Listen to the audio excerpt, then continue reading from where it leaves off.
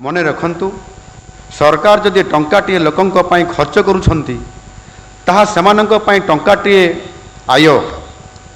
ଗ୍ରାମାଞ୍ଚଳରୁ ଆରମ୍ଭ କରି ଜିଲ୍ଲା ସ୍ତର ପର୍ଯ୍ୟନ୍ତ ବିଭିନ୍ନ ଭିତ୍ତିଭୂମି ପ୍ରକଳ୍ପ ବର୍ତ୍ତମାନ କାର୍ଯ୍ୟକାରୀ ହେଉଅଛି। ଏ ସବୁ ପ୍ରକଳ୍ପ ବିଭିନ୍ନ ସ୍ତରରେ ଅଛି। ମୁଁ ସମସ୍ତ ଜିଲ୍ଲାପାଳମାନଙ୍କୁ ଅନୁରୋଧ କରିବି, ନିଜ ନିଜ ଜିଲ୍ଲାରେ କାର୍ଯ୍ୟକାରୀ ହେଉଥିବା ଏହି ସବୁ ପ୍ରକଳ୍ପକୁ ମ୍ୟାପିଂ କରିବା ପାଇଁ ପଦକ୍ଷେପ ନିଅନ୍ତୁ।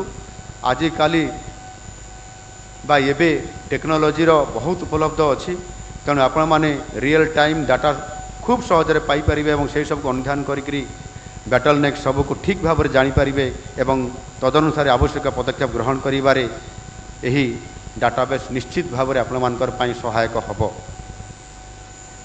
ଏହି 3 ମାସ ମଧ୍ୟରେ ମୁଁ ଗତ ସରକାର ସମୟରେ ହୋଇଥିବା ଅନେକ ଅନିୟମିତତା ବିଷୟରେ ଅବଗତ ହୋଇଛି। ମୋର ଜିଲ୍ଲା ପରିଦର୍ଶନ ଏବଂ ଗ୍ରିଭାନ୍ସ ବା ଅଭିଯୋଗ ଶୁଣିବା ପରେ ଏବଂ ବିଧାୟକମାନଙ୍କ ମଧ୍ୟରେ ବିଭିନ୍ନ ସମସ୍ୟାକୁ ଅବଗତ ହେଲା ପରେ ଗଣମାଧ୍ୟମ ତଥା ସାମାଜିକ ଗଣମାଧ୍ୟମରୁ ଏପରି ବହୁତ ଅଭିଯୋଗ ଆସିବା ପରେ ମୁଁ ଅନେକ କଥା ଜାଣିପାରୁଛି ଏବଂ ଯେଉଁ କଥା ବି ଆସୁଛି ବିଧାୟକ ମାଧ୍ୟମରେ, ସାଂସଦ ମାଧ୍ୟମରେ, ମିଡ଼ିଆ ପର୍ସନ ମାଧ୍ୟମରେ ଏବଂ ଲୋକମାନଙ୍କ ମାଧ୍ୟମରେ, ମୁଁ କହୁନାହିଁ ଯେ ସବୁଗୁଡ଼ା ଅଭିଯୋଗ ସବୁ ସମ୍ପୂର୍ଣ୍ଣ 100% ସତ୍ୟ ଅଟେ ବୋଲି, କିନ୍ତୁ ଆପଣମାନେ ଅନୁଧ୍ୟାନ କରନ୍ତୁ।